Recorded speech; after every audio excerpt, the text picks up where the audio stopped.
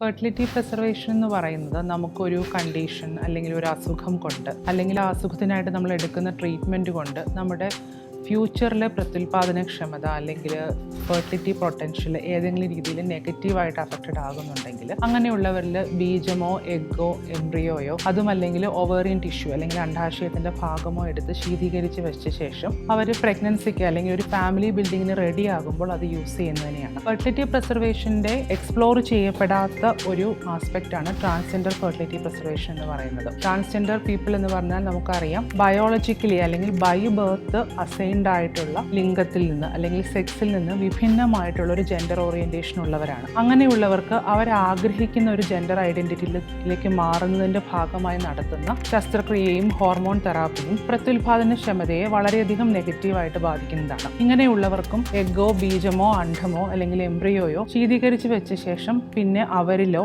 അല്ലെങ്കിൽ അവരുടെ പാർട്ട്ണറിലോ അതുമല്ലെങ്കിൽ ഒരു സറോഗേറ്റിലോ ട്രാൻസ്ഫർ ചെയ്ത് ഒരു ഫാമിലി ബിൽഡിംഗ് അല്ലെങ്കിൽ ബയോളജിക്കൽ പേരൻറ്ഹുഡ് അഥവാ സ്വന്തം രക്തത്തിലുള്ള ഒരു കുട്ടി എന്ന് പറയുന്ന ഒരു സ്വപ്നം പൂർത്തീകരിക്കാൻ സാധിക്കുന്നതാണ്.